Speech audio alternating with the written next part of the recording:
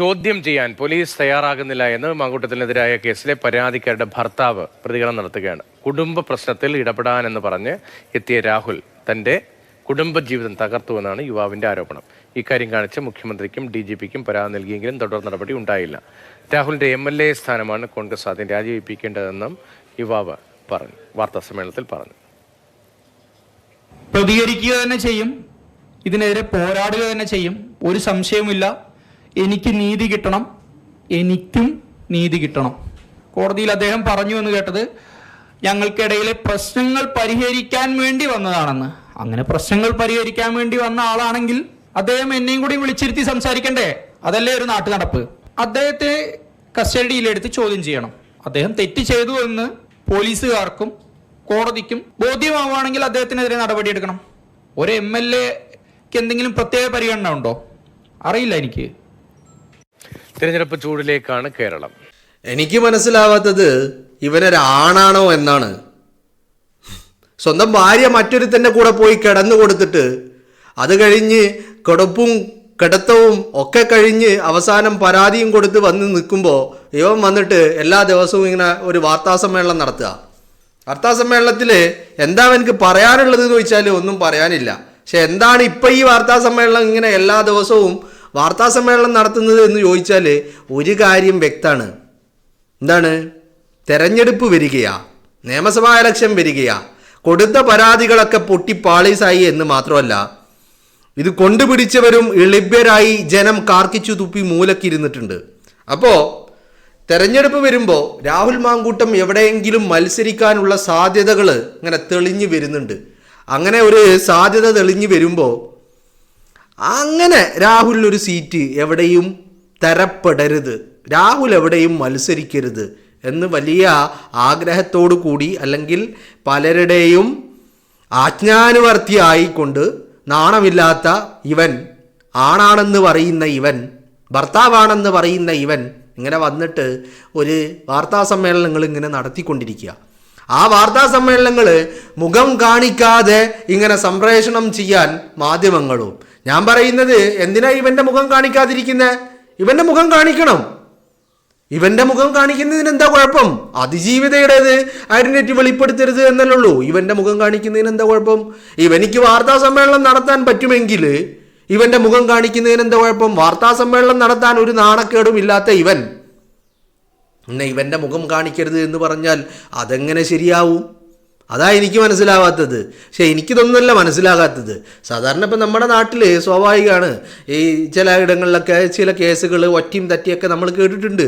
ഇപ്പോൾ ഭാര്യ മറ്റൊരുത്തൻ്റെ കൂടെ പോയി, അല്ലെങ്കിൽ ഭർത്താവ് ഭാര്യയെയും മക്കളെയും ഉപേക്ഷിച്ച് വേറെ ആരുടെയെങ്കിലും പോയാൽ അതവിടെ പോയി പടി അടച്ച് പിണ്ണം വെച്ച് തീർത്ത്. അങ്ങനെയാണല്ലോ സ്വാഭാവികമായിട്ടും. ചില ആളുകൾ അതിനേക്കാളും ഒരു പടി കടന്നു കൊടുത്തുകൊണ്ട് തന്നെ വഞ്ചിച്ചവരെ ഒന്ന് കായികപരമായി നേരിടാൻ ചില ആളുകൾ തയ്യാറാകും, ചില ആളുകൾ പടിയടച്ച് പിണ്ടം വെക്കും. ഈ രണ്ടിലൊന്നാണ് സാധാരണ സംഭവിക്കാറ്. പിന്നെ അതും കഴിഞ്ഞിട്ട് വന്നിട്ട് വാർത്താ സമ്മേളനം നടത്തുന്ന ആളുകളൊക്കെ നമ്മുടെ കേരളത്തിൽ ആദ്യമാണ്. നിങ്ങളൊന്ന് ആലോചിച്ച് നോക്ക്, കേരളത്തിൻ്റെ ചരിത്രത്തിൽ ഇങ്ങനെ ഒരു ആണ് ആദ്യമായിട്ടാണ് അല്ലേ? ഭാര്യ മറ്റൊരുത്തിൻ്റെ കൂടെ പോയത് വാർത്താ സമ്മേളനം നടത്തി, എല്ലാ ദിവസവും വാർത്താ സമ്മേളനം നടത്തി വിളിച്ചു പറയുന്ന ഒരു ഭർത്താവ്. വാവ്, അരെ വാ! ഇതാണോ ഈ നവോത്ഥാന കേരളം എന്ന് പറയുന്നത്? എനിക്ക് മനസ്സിലാവുന്നില്ല. ഈ ഉളുപ്പും മാനവും നാണവും എന്നൊന്നും പറയുന്നത് ഇല്ലേന്നാണ് എനിക്ക് മനസ്സിലാവാത്തത്. അല്ലേ പിന്നെ വഞ്ചനയും ചതിയുമാണ് പ്രശ്നമെങ്കിൽ അതിൽ ഈ പറയുന്ന തൻ്റെ ഭാര്യ എന്ന് പറയുന്ന ആൾ കൂടി അതിൽ പങ്കാളിയാണ് എന്നുള്ളത് തിരിച്ചറിയാനുള്ള ബുദ്ധിയെങ്കിലും ഈ പറയുന്നവൻ ഉണ്ടാവണം. അതിനെങ്ങനെ ഉണ്ടാവാനാ? ഒന്നാമത് ചാണകാണ് തിന്നുന്നത്. ആ തിന്നണവന് പിന്നെ ചാണകം തിന്നാൻ ഉളുപ്പില്ലാത്തവന്, ഒരു ഉളുപ്പും ഇല്ലാതെ ചാണകം തിന്നുന്നവന് പിന്നെ ഭാര്യ ആരെങ്കിലും കൂടെ പോയാൽ എന്തെങ്കിലും കുഴപ്പമുണ്ടോ? നിങ്ങളൊന്ന് ആലോചിച്ച് നോക്ക്. എന്നിട്ട് തെരഞ്ഞെടുപ്പ് ഇങ്ങനെ മുന്നിൽ വന്ന് നിൽക്കുമ്പോൾ ഇപ്പോൾ ഇത് നമുക്ക് നല്ല കറക്റ്റാണ് കാര്യങ്ങൾ. നിങ്ങളൊന്ന് ആലോചിച്ച് നോക്ക്. ഈ കേസ് ഇത്ര കാലം പിടിച്ചു കൊണ്ട് നടന്നത് ആരാ? ഒന്ന് സഖാക്കൾ, DYFIയുടെ ക്രിമിനൽ സഖാക്കൾ, മറ്റൊന്ന് മാധ്യമപ്രവർത്തകർ. മാധ്യമങ്ങൾക്ക് ഇപ്പോൾ ഇതിൽ റോളില്ല, അവർ വിട്ടു. അവരിപ്പോൾ ഒരു പത്രസമ്മേളനം നടത്തിയാൽ അത് കവർ ചെയ്ത് അത് വിടുന്നുണ്ട്. അതിനപ്പുറത്തേക്ക് രണ്ടാമത് അതിലൊരു ചർച്ചയിലേക്ക് അവർ കടക്കുന്നില്ല. ഒന്ന്. രണ്ടാമത് സഖാക്കൾ ഇപ്പോൾ ഇല്ല, മാറി നിൽക്കുക. എന്താ കാര്യം? അത് ഏറ്റുപിടിച്ചിട്ട് തദ്ദേശ തെരഞ്ഞെടുപ്പിൽ അത് വലിയൊരു ആയുധമായിട്ട് രാഹുൽ മാങ്കൂട്ടം വിവാദം വലിയ ആയുധമായിട്ട് കത്തിച്ചു കൊണ്ടു നടന്നതാണ് സഖാക്കൾ. കാരണം നോക്കിയിട്ട് ജനം പൊട്ടിച്ചു സഖാക്കൾ. ഇത് അവിടെ നിർത്തി. തദ്ദേശ തെരഞ്ഞെടുപ്പിന്റെ റിസൾട്ട് വന്നതോടുകൂടി മാധ്യമങ്ങളും ആ പണി നിർത്തി. അപ്പോൾ സഖാക്കൾ ഒരു പരിപാടി ആലോചിച്ചു. AKG സെൻറ്ററിൽ ഒരു പരിപ്പോടിയും കട്ടൻ ചായയും കുടിച്ചുള്ള ഒരു യോഗം. ആ യോഗത്തിൽ തീരുമാനമെടുത്തു, ഇനി നമ്മൾ ഡയറക്റ്റ് ഇടപെടൽ വേണ്ട, നമ്മൾ ആളെ ഇറക്കി കളിക്കുക. അതാണ് ഇപ്പോൾ കളി നടന്നുകൊണ്ടിരിക്കുന്നത്. അപ്പം നിങ്ങൾ ചോദിക്കും, സഖാക്കൾ പറഞ്ഞാൽ BJP-കാരൻ കേൾക്കുമോ, സംഘി കേൾക്കുമോ എന്ന്? പിന്നല്ലാതടോ, ഇതൊരു അഡ്ജസ്റ്റ്മെൻ്റ് ആടോ. ഇപ്പം നിങ്ങൾ കണ്ടില്ലേ, മറ്റേ നേമത്ത് രാജീവ് ചന്ദ്രശേഖരൻ നേമത്ത് മത്സരിക്കുക എന്ന് പറയുമ്പോൾ ശിവൻകുട്ടി പറയാം ഞാൻ മത്സരിക്കാനില്ല എന്ന്. ഒരു അഡ്ജസ്റ്റ്മെൻറ്റാ അവിടെ. ഇനിയിപ്പോൾ അവിടെ ഏതെങ്കിലും ഒരു ഊച്ചാളിയെ കൊണ്ട് നിർത്തും. എന്തിനാ? ഞങ്ങൾ സ്ഥാനാർത്ഥിയെ നിർത്തി എന്ന് പറയാൻ വേണ്ടിയിട്ട്. പക്ഷെ വോട്ട് അന്തർധാരയാണ് നേമത്ത് ഈ പറയുന്ന രാജീവ് ചന്ദ്രശേഖരന്. ഇത് തന്നെയാണ് നമ്മൾ അവിടെ നഗരസഭയിലും കണ്ടത്, കോർപ്പറേഷനിലും കണ്ടത്. കോർപ്പറേഷൻ ഭരണം ഒരു ഇഷ്ടദാനം കൊടുക്കുകയായിരുന്നു സഖാക്കൾ എല്ലാവരും കൂടി. ഇനി ഇത് തന്നെ നമ്മൾ വേറെ എടുത്തും കണ്ടുണ്ട്. 2024 പാർലമെന്റ് തെരഞ്ഞെടുപ്പിൽ, അത് തൃശ്ശൂരിലാണ്. ആ തൃശ്ശൂരിൽ ഈ തദ്ദേശ തെരഞ്ഞെടുപ്പ് കഴിഞ്ഞപ്പോൾ BJP-യുടെ സ്ഥാനാർത്ഥി സുരേഷ് ഗോപി വിജയിച്ച് കയറിയ തൃശ്ശൂരിൽ അവിടെ NDA-ക്കോ BJP-ക്കോ യാതൊരു മുന്നേറ്റവും ഉണ്ടാക്കാൻ കഴിഞ്ഞില്ല. മാത്രമല്ല, കേരളത്തിൽ SIR പ്രകാരം ഏറ്റവും അജ്ഞാതരായിട്ടുള്ള വോട്ടർമാരുണ്ടായിരുന്നത് തൃശ്ശൂരിലാണ്. അങ്ങനെ എല്ലാ രീതിയിലുള്ള അന്തർധാരകൾ സജീവമാവുകയാണ്. വളരെ ചർച്ച ചെയ്ത് ഒരുമിച്ചൊരു തീരുമാനമെടുക്കുകയാണ്. അതെങ്ങനെയാണെന്ന് നിങ്ങൾ ചോദിക്കും. അതെങ്ങനെയാണെന്ന് ചോദിച്ചാൽ, AKG സെൻറ്ററിലും മാരാർജി ഭവനിലും ഒരേ സമയമാണ് യോഗങ്ങൾ, മീറ്റിങ്ങുകൾ ചേരുന്നത്. ആ സമയങ്ങളിൽ അവിടെ മീറ്റിങ്ങുകൾ ചേരുമ്പോൾ ഒരു സൂം മീറ്റിംഗ് ഇവിടെ AKG സെൻറ്ററിൽ നിന്ന് മാരാർജി ഭവനിലേക്ക് ഒരു സൂം മീറ്റിംഗ് ഉണ്ട്. സഖാക്കൾ AKG സെൻറ്ററിൽ ഇരുന്ന് സൂം മീറ്റിങ്ങിൽ അറ്റൻഡ് ചെയ്യും. മാരാർജി ഭവനിലിരുന്ന് ഒരു വീഡിയോ കോൺഫറൻസ് വഴി അവിടെ മാരാർജി ഭവനിലും സൂം മീറ്റിങ്ങിലൂടെ ഇവർ പരസ്പരം ചർച്ച ചെയ്താണ് കാര്യങ്ങൾ തീരുമാനിക്കുന്നത്. അങ്ങനെ തീരുമാനിക്കുമ്പോൾ ഇവിടെ ഒരു വലിയ അന്തർധാര സജീവമാകുന്നുണ്ട്. അതാണ് ഇപ്പോൾ ഇടത് സഹയാത്രികർ പോലും തുറന്നു പറയുന്ന ഘട്ടത്തിലേക്ക് എത്തുന്നത്. ഈ കേരളത്തിന്റെ സോഷ്യൽ ഫാബ്രിക്കിനെ തകർക്കുക, ഇവിടുത്തെ സാമൂഹിക അന്തരീക്ഷത്തെ തകർക്കണം. അത് തകർക്കണമെങ്കിൽ കോൺഗ്രസിനെ തകർക്കണം. ആ കോൺഗ്രസിനെ തകർക്കണമെങ്കിൽ കോൺഗ്രസിന്റെ മുന്നണി പോരാളികളായിട്ടുള്ള രാഹുൽ മാങ്കൂട്ടത്തിനെ പോലെയുള്ളവരെ തകർക്കണം. അതിനുവേണ്ടി കച്ചകെട്ടി ഇറങ്ങിയിരിക്കുകയാണ് CPM എന്ന് പറയുന്ന സംഘടനയും BJP-യും, അഥവാ ഈ CJP മുന്നണി, കമ്മ്യൂണിസ്റ്റ് ജനതാ പാർട്ടി എന്ന് പറയുന്ന മുന്നണി. ഈ മുന്നണിയുടെ ഭാഗമാണ് CPM-ഉം BJP-യും. ഈ കേരളത്തിലെ സോഷ്യൽ ഫാബ്രിക്കിനെ തകർത്തുകൊണ്ട്, കേരളത്തിലെ സാമുദായിക അന്തരീക്ഷത്തെ തകർത്തുകൊണ്ട്, കോൺഗ്രസിനെ ഒറ്റപ്പെടുത്തിക്കൊണ്ട് വലിയ ഒരു രാഷ്ട്രീയ നീക്കം അണിയറയിൽ നടക്കുന്നുണ്ട്. അതിൻ്റെ ഭാഗമാണ് ഇപ്പോൾ ഇത്. അതുകൊണ്ടാണ് ഞാൻ പറയുന്നത്, സഖാക്കൾ പറയുന്നത് സംഘപരിവാരൻ കേൾക്കും, സംഘപരിവാരൻ പറയുന്നത് സഖാക്കൾ കേൾക്കും. മനസ്സിലായില്ലേ? കേരളത്തിലെ സഖാക്കൾ പറയുന്ന കാര്യങ്ങൾ സംഘപരിവാർ ഏറ്റെടുക്കും. കാരണം കേരളത്തിൽ സംഘപരിവാറിനൊരു മുന്നേറ്റം ഉണ്ടാക്കാൻ കഴിയില്ല എന്നുള്ളത് അവർക്ക് തന്നെ ഉറപ്പുള്ള കാര്യമാണ്. അവരതിന് കാണുന്ന ന്യായം എന്താണ്? നാഗ്പൂരിൽ നിന്ന് RSSന്റെ ആസ്ഥാനത്ത് നിന്ന് വരുന്ന നിർദ്ദേശങ്ങളിൽ അക്ഷരം പ്രതി അനുസരിക്കുന്ന വ്യക്തിയാണ് പിണറായി വിജയൻ. ആ പിണറായി വിജയൻ നാഗ്പൂരിലെ നിർദ്ദേശങ്ങൾക്കനുസരിച്ചാണ് പ്രവർത്തിക്കുന്നത്. അങ്ങനെ RSSന്റെ പാവയായി പ്രവർത്തിക്കുന്ന പിണറായി വിജയനാണ് കേരളത്തിലെ മുഖ്യമന്ത്രി. ആ കേരളത്തിലെ മുഖ്യമന്ത്രിയുടെ സഖാക്കൾ പറയുന്ന കാര്യം സംഘപരിവാർ അനുസരിക്കും.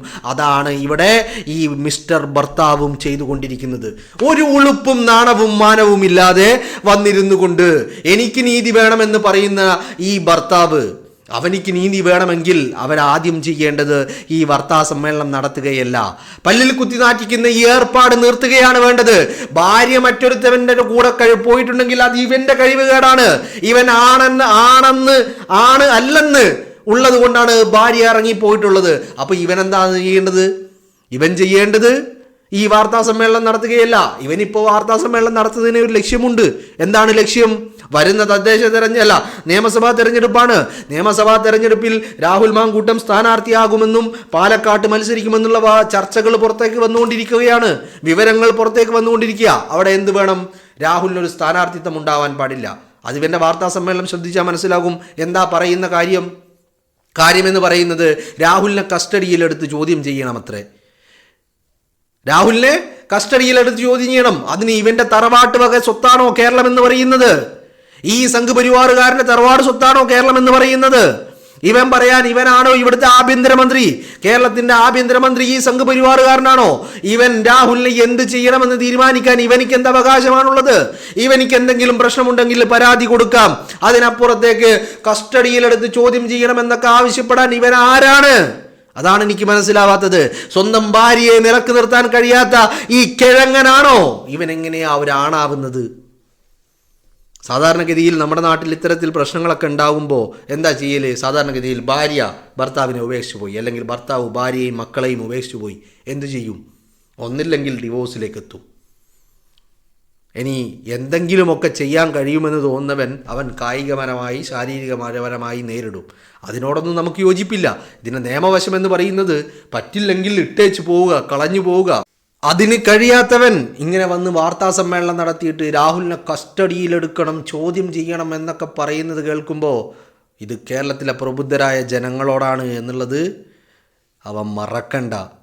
സ്വന്തം ഭാര്യയെ നിലക്ക് നിർത്താൻ പറ്റാത്ത ഇവൻ, ഭാര്യ ഇവൻ ആണ് അല്ലെന്ന് കണ്ടിട്ട് മറ്റൊരുത്തൻ്റെ കൂടെ പോയിട്ട് അത് വന്നിട്ട് ഈ അവിഹിത കഥ വന്ന് ഇങ്ങനെ വിളിച്ചു പറയാൻ നാണമില്ലാത്ത ഇവൻ പറയാ രാഹുലിനെ കസ്റ്റഡിയിലെടുത്ത് ചോദ്യം ചെയ്യണമെന്ന്. ഉദ്ദേശം എന്താന്ന് മനസ്സിലായില്ലേ? ഇവൻ അതിൻ്റെ കൂടെ ഒരു കാര്യം കൂടി പറഞ്ഞിട്ടുണ്ട്, തെരഞ്ഞെടുപ്പിൽ മത്സരിക്കാനൊക്കെ ശ്രമം നടത്തുന്നുണ്ടെന്ന്. അതാണ് പ്രശ്നം. രാഹുല് തിരിച്ചു വന്നു കഴിഞ്ഞാൽ അടിച്ച് മൂലക്കിരുത്തുമെന്നുള്ള കാര്യത്തിൽ ഒരു തർക്കവും. കാരണം രാഹുൽ പറയാൻ ഇങ്ങനെ ഒരുങ്ങി തയ്യാറായി നിൽക്കുകയാ. അപ്പോ ഈ പറയുന്ന ഗൂഢാലോചനയും ഈ പറയുന്ന അവിഹിത കഥയും ആരോപണങ്ങളുമൊക്കെ ചീട്ടുകൊട്ടാരം പോലെ തകർന്നടിയുമെന്നുള്ള ഉറപ്പ് അത് മുന്നിൽ കണ്ടുകൊണ്ടാണ് ഇപ്പൊ എല്ലാ ദിവസവും വാർത്താ സമ്മേളനം നടത്തുക. എന്താ വാർത്താ സമ്മേളനത്തിൽ ആകെ പറയുന്ന കാര്യം എന്താ? രാഹുലിനെ കസ്റ്റഡിയിലെടുത്ത് ചോദ്യം ചെയ്യണമെന്ന്. താൻ തൻ്റെ ഭാര്യയെ പോയി ആദ്യം ഒന്ന് കസ്റ്റഡിയിലെടുത്ത് ചോദ്യം ചെയ്യും.